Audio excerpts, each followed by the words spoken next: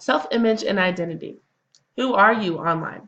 Online identity is not the same as real world identity. And an identifier is someone that you refer to as a collection of a person's characteristics.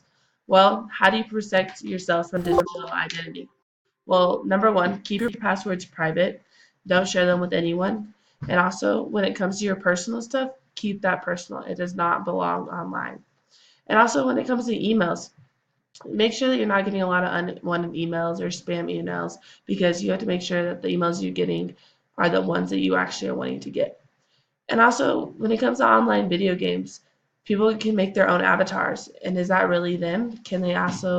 They can also make things that aren't even close to them.